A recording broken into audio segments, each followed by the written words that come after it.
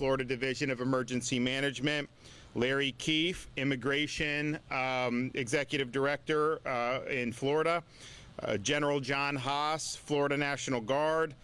Department of Corrections Secretary Ricky Dixon. Baker County Sheriff Scotty Roden. Bradford County Sheriff Gordon Smith, St. Johns County Sheriff Rob Hardwick, and Union County Sheriff Brad Whitehead. We had put out, there is a storm in the Atlantic. Every model has it turning and not impacting Florida, or maybe even the continental U.S., depending on when it turns. We always watch these things. I'm always talking with Kevin about it. If there's anything that changes, obviously we'll be ready. But we've been watching it now for several days, and most of the models are in an agreement. Looks like it may be more of a threat for Bermuda than for certainly Florida, and it may not even impact any continental U.S. Maybe it'll do North Carolina, some of those places they get up. We'll see what happens. But we're ready to respond if that is the case. We're here today at this Baker County Correctional Facility because we're taking yet another step in supporting the important mission that President Trump was elected to implement of securing the border, enforcing immigration laws, and removing illegal aliens who are in our society now and sending them back to their home country. We have done more on this than any other state by a country mile. We're the only state in the country that requires all state and local law enforcement agencies to participate in ICE operations. We have that as a requirement of our state law based on the legislation that I pushed for earlier this year. Jay Collins, as a state senator, was with us fighting against attempts to impose sanctuary policies in Florida. Thankfully, that didn't end up happening, and we got very strong immigration enforcement legislation. Now, we've been at this for a long time, banning sanctuary cities early in my term. When Biden came in and opened the border, we sent people down to Texas at the border there to help them. When there were gaps in the maritime interdiction, we launched Operation Vigilant Sentry. They've interdicted 18,000 illegal aliens at sea, just us, not even including all the many more that the Coast Guard has gotten, and we're able to repatriate them to their home countries. We've also had transport programs, send to New York, send to California, and even send to Martha's Vineyard. And these are sanctuary jurisdictions. They like to squawk about having more illegal immigration in their communities, and yet when they're faced with it, a lot of times they get upset that they're having to deal with it. We do not provide benefits like identification cards, driver's license, and then even under my tenure, we repealed the in-state tuition for illegals that had been put in last decade, and that was something that the legislature stepped up and did, so I appreciate them doing that. So as we got into this, we were the first state to do any 287G agreements with our state agencies back in January. We've been working hard. We're on these task force with DHS and with ICE. A lot of illegal aliens can get rounded up. I mean, that's just the nature of the problem because you've had so many come in. We know in Florida there's anywhere from 50 to 100,000 that already have final orders of removal.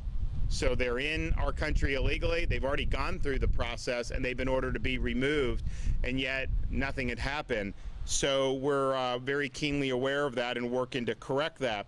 So these 287G agreements formalize these relationships and allow us to conduct immigration enforcement operations. I mean, think about the Highway Patrol. When Biden was in, you could have an illegal alien driving drunk on the highway. And, we have Rep. Michaels here. Her son was killed by a previously deported illegal alien that rammed into her son on the roadways. And so this has massive consequences for our citizens. So you'll have that, and our guys would pull over and they would do their normal thing. But if someone who didn't have a proper license was here illegally, you would call ICE under Biden, and ICE would basically not respond, or they wouldn't come and get these people. And so you're faced with this situation. They weren't authorized to bring them to ICE under federal law at the time. And so it was really frustrating. Now they're authorized to conduct immigration enforcement action. So our highway patrol in that situation, they see this person's violated traffic laws, they're here illegally, they bring them directly to ICE, and they get processed, and the law gets enforced. So it's really been a sea change since the Trump administration came to power in January. And so we've been doing these things. But the one thing that DHS kept telling us is, you know, you're apprehending illegal aliens faster than we can hold, process, and deport them. And they didn't have space. And so that was the genesis of us doing Alligator Alcatraz down in South Florida. Now, this was an airport that actually is used. It's used for a lot of training. But when they first built it, they had these visions of creating like the biggest airport that anyone, and that didn't end up happening. So you've got 2 miles of runway, you've got all this stuff that you need, and we were able to stand up this detainee processing and deportation facility in record time. So you've had now many hundreds that have already been processed out and that have been flown out of there, and they're doing more and more every day. And that facility can hold thousands of illegal aliens. So that was being done. We also said, you know, we have the ability to do more than that. DHS, in their agreement with us, because they're reimbursing these expenses, they anticipate up to 5,000. So we said, you know, you're going to probably need a different facility if you want to do that many. And I had mentioned publicly about using Camp Blanding in Northeast Florida. And there was a lot to recommend to it. It was close to Cecil Field, so you could run flights out of there pretty quickly. Blanding does have air capacity, but probably not a big enough runway to handle large planes. And ultimately, you know, you want to get 200 illegal aliens on a plane and fly them back to their home country. I mean, so you do need bigger planes. So we were looking at doing that. What would the build out look like? And I said, I'm prepared to move forward once I know we have a demand signal that this is going to be used and used very quickly. And so we have reached that point where I'm confident that we need additional capacity beyond what we're already doing down in South Florida. And so I've been working with Kevin Guthrie to authorize and to stand up a new facility. And of course, we were going to initially focus on Camp Blanding. However, as we started looking around and as Kevin was doing his due diligence, you know, there's a massive part here at Baker Correctional that is vacant, that isn't being used for any state correction activity. And so this, you talk about ready-made infrastructure, this was something that was very appealing from that perspective, because it would require us to do a lot less in standing up than we would at Blanding, and far less than we had to do at Alligator Alcatraz. Now, Alligator Alcatraz has the runway right there. That's a one-stop shop. I don't think you get any more convenient than simply carting people, you know, 2,000 feet away and get them on a plane, and then that's it. But here at Baker Correctional, we're right down the road from Lake City Airport. And so that is something that is good. That's something that's going to make a difference. So I'm here to announce today that we are authorizing and will be soon opening this new illegal immigration, detention, processing, and deportation facility here in North Florida. We are calling this the Deportation Depot. It is going to be located here at Baker Correctional Institute. And again, the reason of this is not to just house people indefinitely. We want to process, stage, and then return illegal aliens to their home country. That is the name of the game. And that's what we do in Florida. We know that this is an important national priority, not only of President Trump, but of the American people. Of all the issues in the election, I can tell you this immigration and border issue was either the top or right near the top on all people's minds. And so we have identified this location. It'll be able to hold more than 1,300 illegal alien detainees. You will have the same services that you have at Alligator Alcatraz. Costs will be reimbursed by our federal partners. And as I mentioned, Lake City Airport, just right down the road. It's 15 minutes away. This is something that the Division of Emergency Management worked very quickly on. This will be operational soon. It's not going to take forever, but we're also not rushing to do it right this day. They're doing what they need to do to get it done in all deliberate speed. So I'm proud of them for their work. Florida's making a difference. This is a priority for the people of our state. It's a priority for the people of this country. And I don't want to see any more angel moms in Florida like Cayenne, who lost a loved one because the laws weren't being enforced. We have an administration that's committed to doing that in Washington, and no state has done more to support that effort than we have in the state of Florida. Now, we're going to hear from a number of folks. One guy I'd like to bring up now, we just had an event in Tampa on Tuesday there at the Team House. A lot of retired Green Berets were there to celebrate the appointment of one of their own as Florida's lieutenant governor. Florida is now the only state in the country where both the governor and the lieutenant governor are military veterans. I mean, probably 50, 60 years ago it would have been hard to find a state that didn't have that. Times have changed. But Jay Collins served for 23 years. He was a Green Beret involved in special forces. He was wounded in action, eventually lost one of his legs, and had the opportunity to retire with a military with a medical discharge, medical retirement. But he re-upped and served with a prosthetic leg for additional 5 years as a Green Beret. That's not something that's normal. He's also, in his private capacity, been involved in disaster response through his OBR group. And when we have hurricanes, he's there immediately providing sustenance to displaced residents, first responders, and has been very strong in terms of those operations. He was a state senator for a number of years and was responsible for really key policies like our legislation to ban China from purchasing farmland or any land in the state of Florida, supporting the bill that we did in immigration to really hold illegal aliens accountable and help the federal government with deportation. He's been a strong advocate for veterans, and it's just been an incredibly productive elected official. And then you have things like the Israel-Iran conflict, the 12-day war, and we had Floridians over there, and as we do, we step up.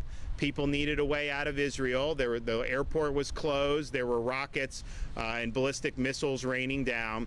And so I authorized, and Kevin Guthrie implemented rescue missions to be able, and we brought thousands of people out of Israel. We had many, many hundreds that were brought back on flights that we arranged for them, mostly out of Cyprus. And that was great, and people really appreciate it. Jay Collins, as a state senator, he wasn't just showing up at a press conference with me, rah-rah. He was in Israel. He was in Jordan. He was physically working to bring people to safety, and I know he saved many lives in the process of doing that. And so he's an expeditionary lieutenant governor, and I refer to him as the Chuck Norris of Florida politics because he just gets it done. So I want him to come up and say a few words now that he has officially been put in as lieutenant governor. Thank you, Governor. Well, good morning, everybody. It's great to be here today. I want to kick this off by recognizing a few of the people to our left and right behind us. Cayenne, nothing can return your son. Thank you for your leadership. Thank you for standing and doing the right thing and fighting to make sure this doesn't happen to other families. You're incredible. To our sheriffs, we are so blessed to have people who follow and understand that law matters. Holding people accountable matters. And to our sheriffs, you're heroes in the community. Thank you for what you do. Secretaries Dixon and Guthrie, thank you. Absolutely incredible.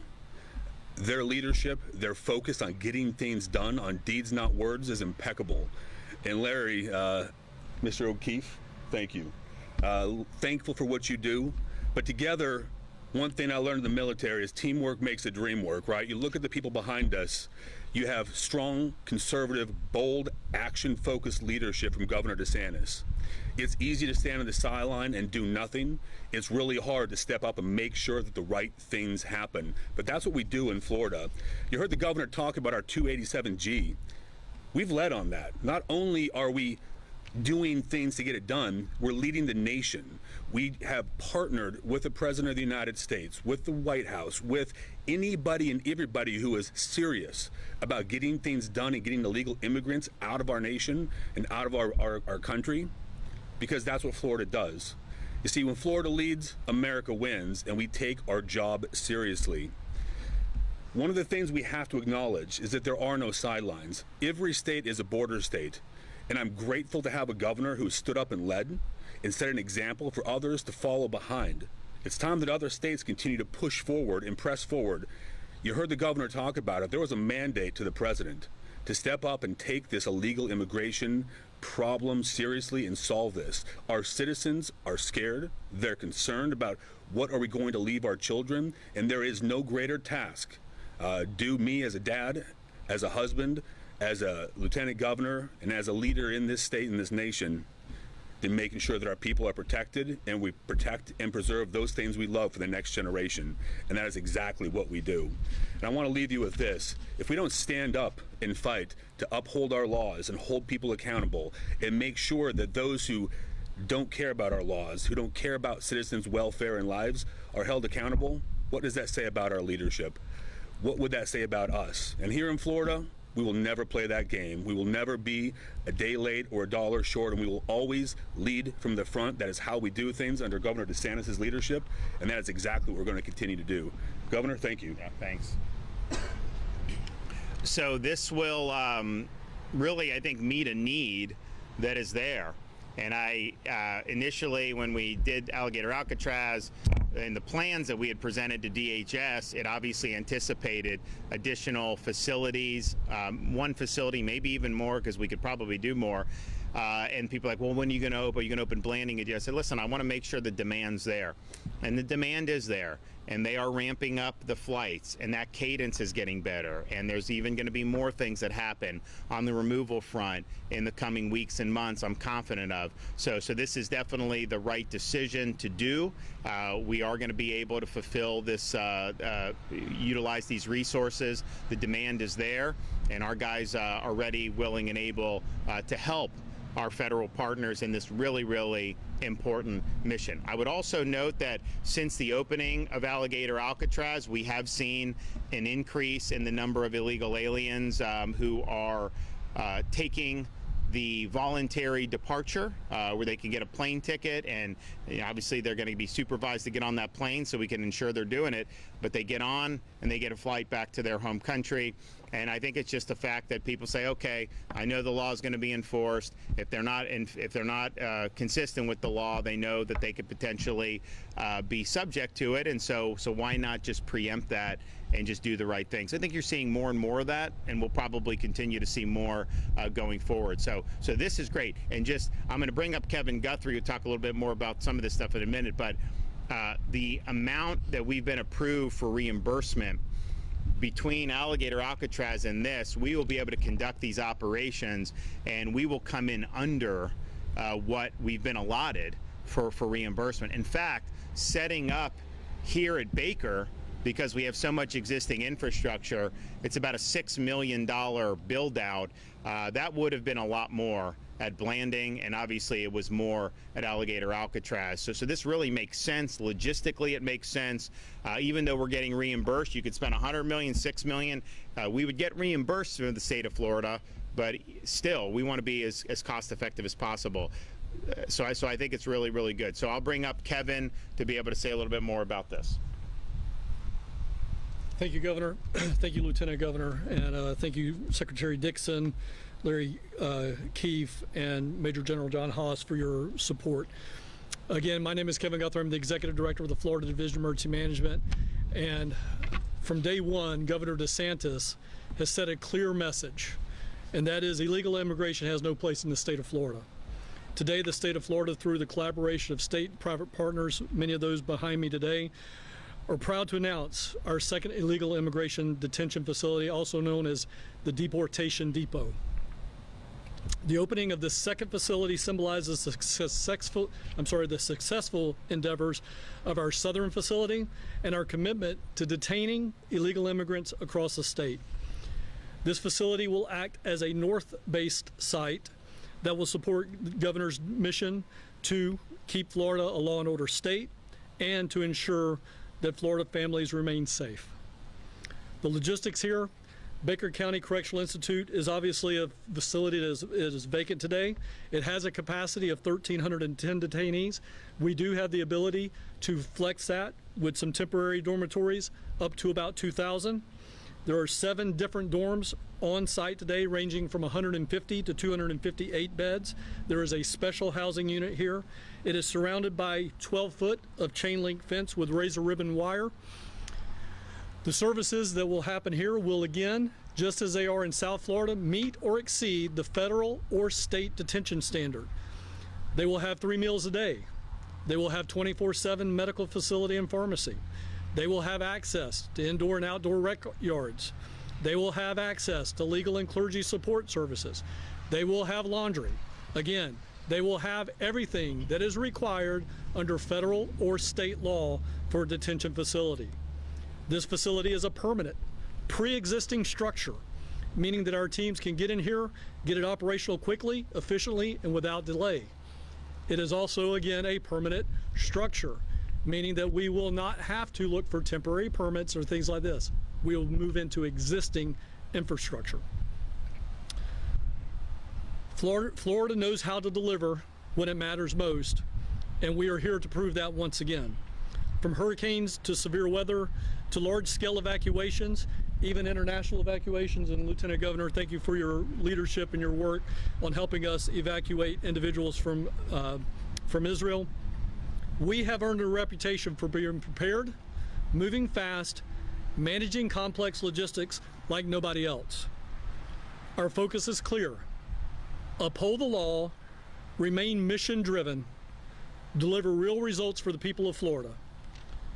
With the Governor and Lieutenant Governor's dedication to law and order, we've been able to act decisively, expanding our operations northward with this second facility. Again, I want to thank you all for being here today. Florida sets the standard, excelling not only in emergency response, but in readiness and operational performance across the board. Thank you to Governor DeSantis. Thank you, Lieutenant Governor, for your unwavering leadership and commitment to making our state stronger and safer. Good afternoon, I'm Larry Keefe. Just a few weeks ago, President Trump, Secretary Noem, and the highest leadership in the federal part of this country came to Alligator Alcatraz, sat down at a round table, and declared to the world that the state of Florida is by far, by any measure, the best and most effective partner the federal government has in the United States of America in the mass deportation mission. At that same sit-down down at Alligator Alcatraz, the President and Secretary Noem complimented and recognized our Governor, our Attorney General James Uthmire, and this man right here, Kevin Guthrie, for their vision and understanding what needed to be done to set the standard for what a state does to help the federal government achieve the mass deportation mission. In addition to the vision, they complimented them on the thoughtfulness, the thinking, the strategic mindset of once you have a vision that the feds cannot do this alone, that they need force multipliers, and they need the states to step up. The states themselves can't wait for direction on how to do that, and didn't wait for direction on how to do that under Governor DeSantis' leadership. We stepped up, and we went through the thought process of figuring out how that would actually be done. How will we help our federal partners? We had vision, we had thought. And then there was the signature Governor DeSantis action and results and speed and a sense of urgency. And we did all of those things. And Alligator Alcatraz is just but one of many examples of that coming into reality, all generated and done under Governor DeSantis' leadership. Vision, thought, action, and results. But the last thing that I want to talk about that was a factor in the compliments from the President and Secretary Noem was resolve. There are always headwinds when you're doing new, novel, complex, difficult things. It's not off the shelf. It's not paint by the numbers. It's not easy. It's resolve. And that is a hallmark of Governor DeSantis and everyone who works for him, is that we are going to run into headwinds. The stuff that we do is national level, complex, complicated stuff. And so resolve is key. And one thing I know for certain about President Trump, he knows how to spot talent. He knows how to spot people that not only are smart and have great ideas, but work hard, execute, get results, and have resolve when they run into resistance or headwinds. So with all of that, Florida is and has become, and just as the governor said is the best, they set the way, they set the standard. We even wrote kind of a manual on how to do it that is called the Florida Blueprint 1.0. And I can assure you that Florida Blueprint 2.0 is underway. But the other thing that the President and Secretary Noem said at that Alligator Alcatraz event a few weeks ago, in addition to praising Florida and complimenting Florida, they said, the President and Secretary said, they challenged the other states and they said, you need to adopt Florida's blueprint. You need to do what Florida does. And the expression that they kept using was, you need to step up and be like Florida. And we're hard at work at that. And that mission is ongoing. This is just another example of that, what is happening here today. But my real central message today is on this resolve piece.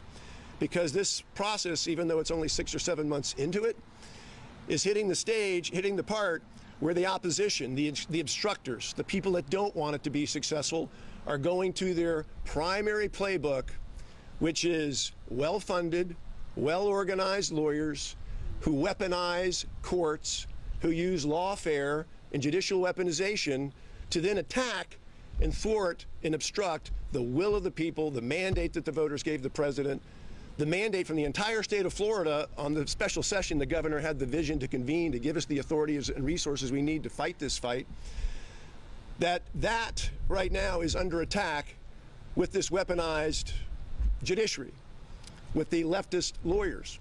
And at the same time, there is the legacy media distorting the facts, telling lies, twisting and distorting information, working in what appears to be a very closely coordinated effort with the activist lawyers, the media, and then you have the riots, like we saw in California, that will not happen here because of him and the people behind me. The coordinated rent-a-riot. Suddenly people pop up and appear. They want to shut down the streets in your cities. The media is amplifying it right out of Hollywood. And then you got running to the courts, unelected courts, activist lawyers, and you see that. Then we saw even more acute things and more criminal things, the doxing and the harassment of the federal law enforcement officers and their families who live here in the state and in other states, just doing their job to enforce the law, and we're dealing with that. So this very well coordinated effort where they couldn't win at the ballot box, they couldn't win at the election, so they're using these unconventional means, unconventional methods, familiar terms, Lieutenant Governor, to basically fight this battle to thwart the will of Floridians and the American people. But you need to know that resolve piece applies here. We can, under Governor DeSantis' leadership, do our jobs, stay focused on the mission, mass deportation, be the best state, and then be able to come up with Blueprint 2.0, 3.0, help, assist, train, sound familiar, Lieutenant Governor, to go out in an expeditionary way, as the governor described, the Lieutenant Governor, and help these other states adopt and do what we do in Florida. It's that resolve. These people have that talent. And I can go through real quickly the people right here next to me. Governor DeSantis, if you want to look up the word resolve in the dictionary, you will see his picture. General Haas, a classically slain general officer soldier who has done it, been to war, strategic planning, all of those things. He knows how to fight a fight and deal with distractions, shiny objects, and things that are designed to distract him from the mission. Kevin Guthrie knows how to conduct the mission. He's been around a long time, not his first rodeo, can deal with distractions of these peripheral flank attacks. But the thing I'm most excited about today, with all due respect, Governor, is we've got a Green Beret on our team now.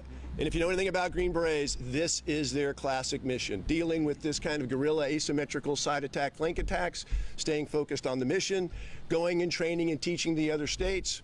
Because in the end, history shows us that at the end of the day, if you have resolve, it is resolve that fundamentally always wins in the end if you keep your eye on the ball and if your cause is just. And we can never forget restoring our national sovereignty, securing our border, and enforcing the rule of law with illegal immigration is what it's all about. Thank you.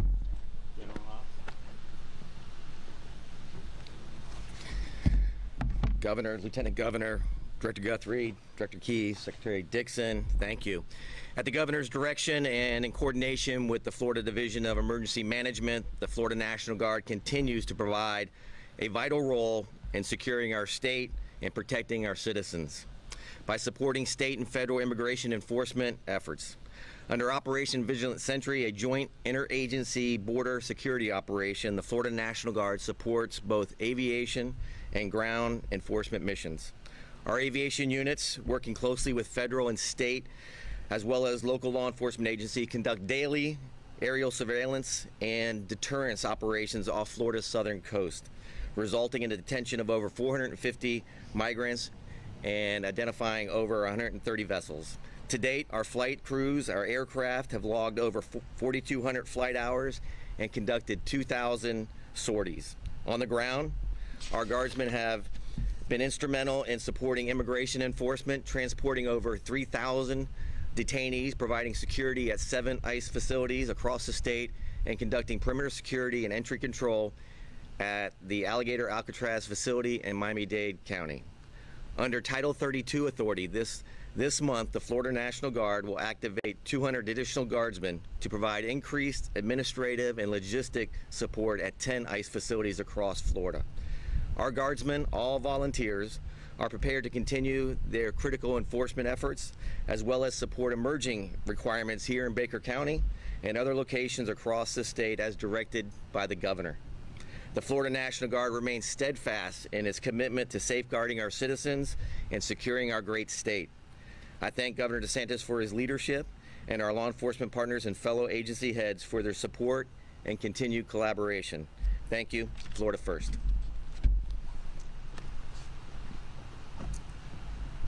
Okay, so we said we were going to act. We are acting. There'll be more news to come out about the deportation depot here in Baker County very soon, but this will meet a very critical need to have even more space than what we have at Alligator Alcatraz. And I think that's it just shows our guys are really working hard with DHS, and they're getting the job done and protecting people in their communities. Okay, I think we're gonna just head over here. Is that what you want to do? Okay. Thanks, guys. Thank you. Thanks, gentlemen. I need to get some recruiters. I got to get some recruiters over here after you. Yes, good to see you, Larry, too. John, Paul,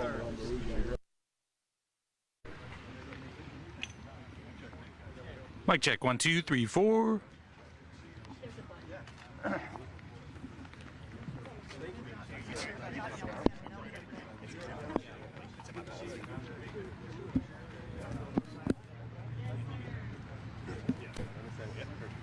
I don't know how you're doing it in that black shirt.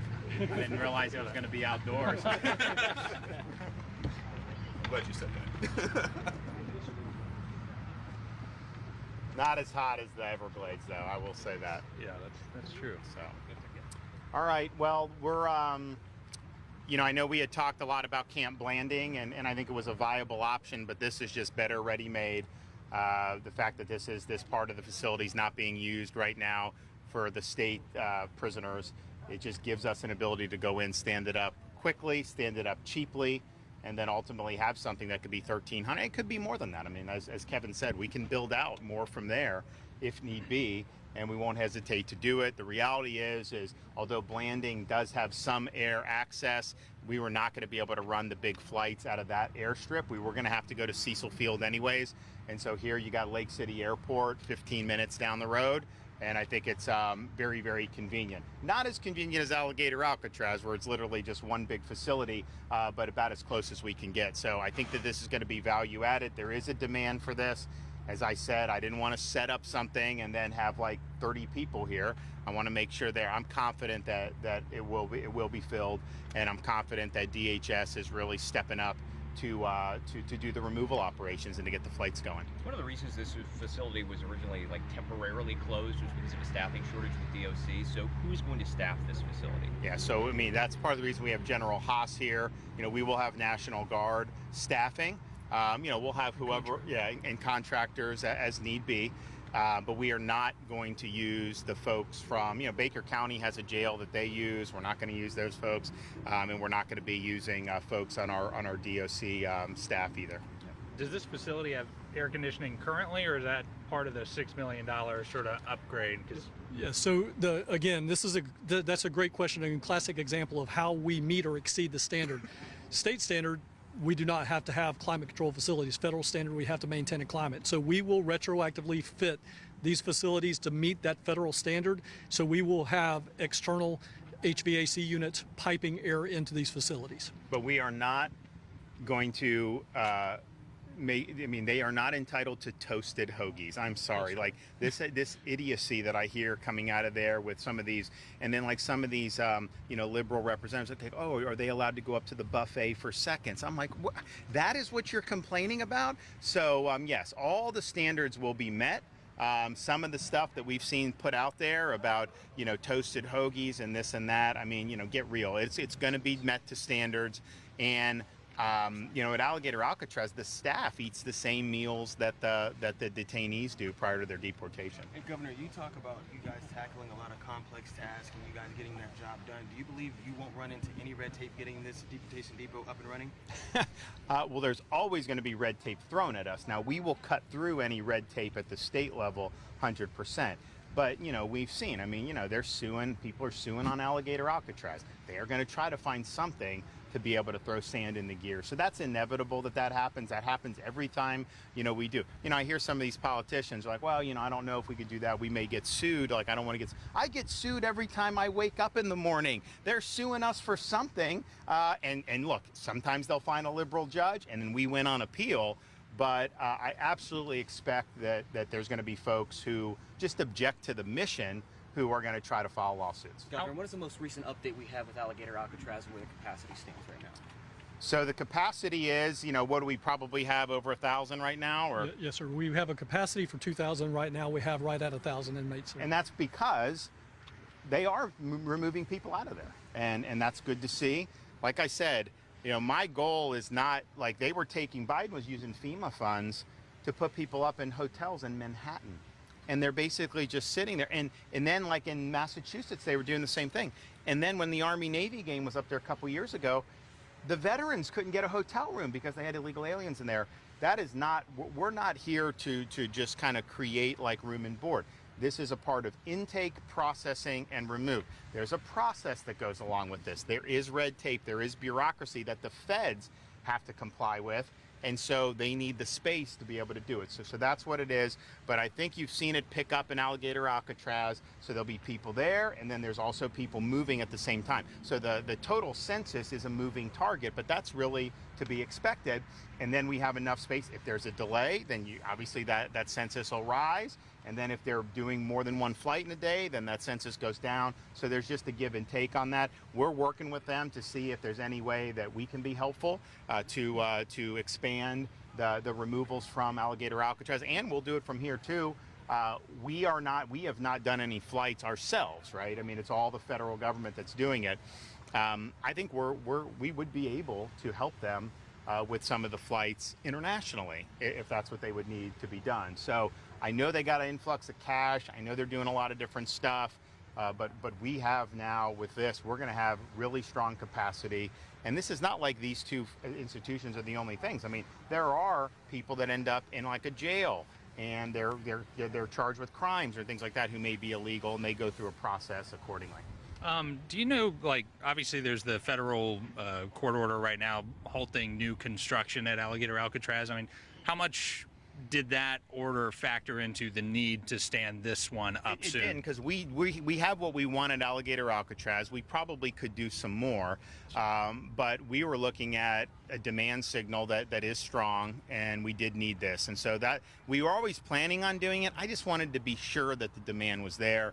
The demand is there. We've continued to operate Alligator Alcatraz for that. Now, we do know, it's obvious that this judge is hostile. This is a political thing. We get that. But we also know that we're right on the law. And if we don't win with the trial judge, we'll ultimately win going forward. I do think we'll get an adverse ruling stayed. I do think operations are going to continue. So I'm not worried about it. It's unfortunate we got to kind of deal with some of this stuff, but it just is what it is. I mean, you're doing you're doing stuff, and this has kind of been a cause celeb for folks who want to protest the Trump administration, and so they want to do this. Although I will tell you, the people protesting Alligator Alcatraz, is kind of as ridiculous as it was, because I mean, some of the people going there are some really, really problematic people. The most ridiculous was the thing where they hit me on carrying out the executions because some of these serial killers were veterans.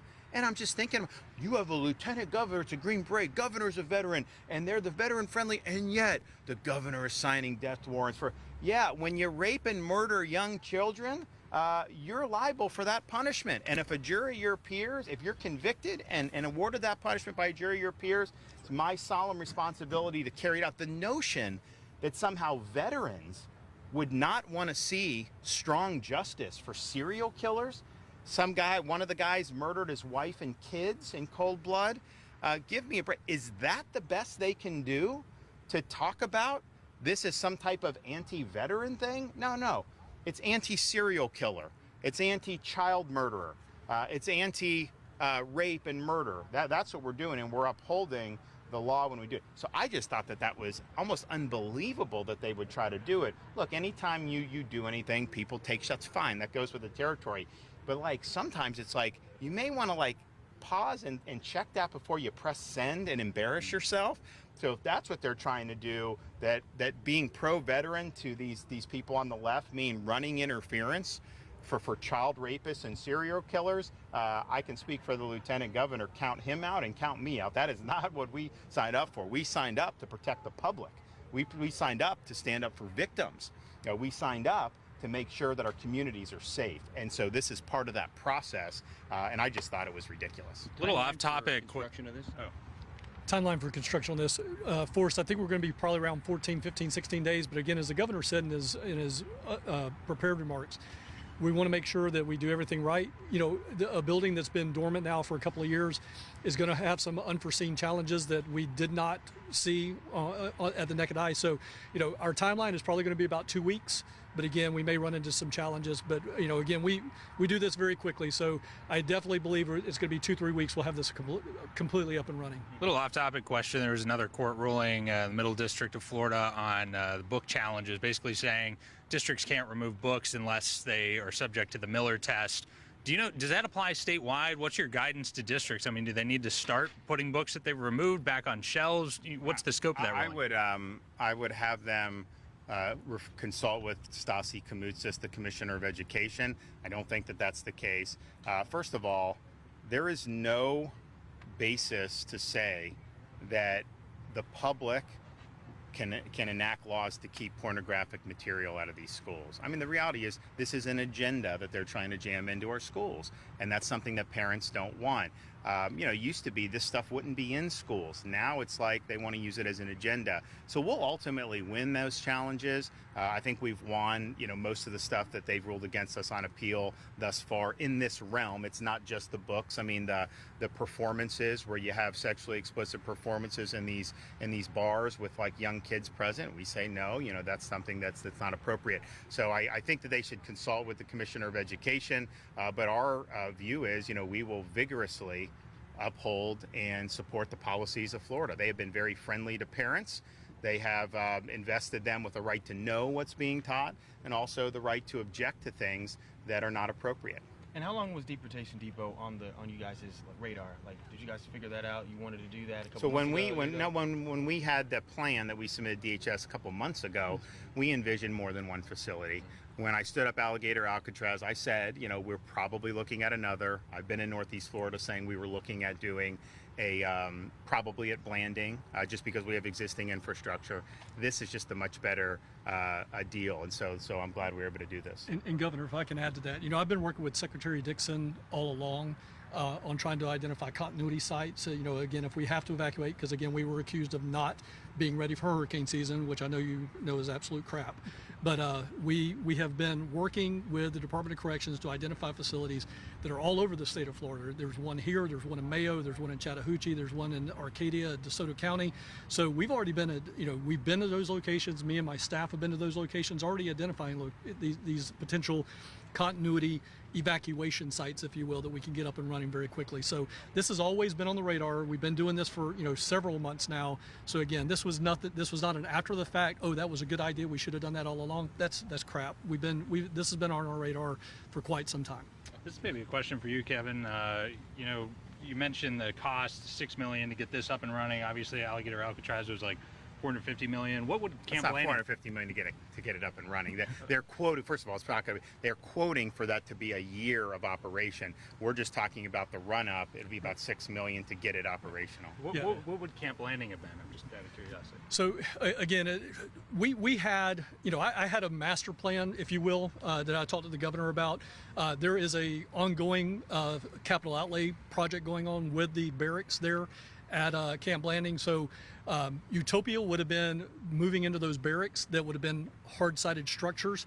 That timeline probably would have pushed us into late fall, early winter. But again, the demand signal was there. We were ready for that demand signal either to go to temporary facilities at Camp Landing or to come to another location. That's ultimately what the governor decided to do. Again, as the governor just mentioned, it is not $450 million to do these type of things.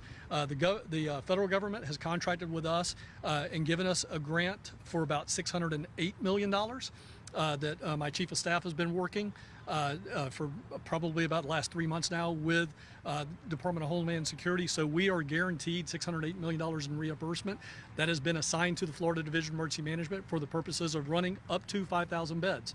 So the cost on what it would have taken to get Blanding up and running was probably going to be somewhere with temporary structures and then moving into the permanent structures, probably $75, $100 million, somewhere in that neighborhood. We're going to be able to come here and get this up and running for 6. So this effectively it's Doge, Florida style, to support government Doge, and that is to come in at the lowest price point, and that's what we've done. And I think it's interesting. I'm trying to think. And I mentioned the lieutenant governor, his operational expertise, and he's obviously already been involved in rescue efforts as a state senator. I told him, I said, hopefully we don't have a hurricane, but if we do, I don't know that you're going to be in the EOC with me. You're going to be with Jim Cantore. You're going to be out there reporting real time. You'll be the first one to do any rescues if anyone needs any help down there. And so, we're going to make you expeditionary. So I'm just kind of looking at this facility, trying to think like, okay, what could we use a Green Beret for and kind of the immigration space and something like that. And I don't know if we need any airborne ops at some point, but I know Jay will be ready. Governor, any message to Baker County residents in the area? Is this going to affect them at all, or is the process going to be seamless?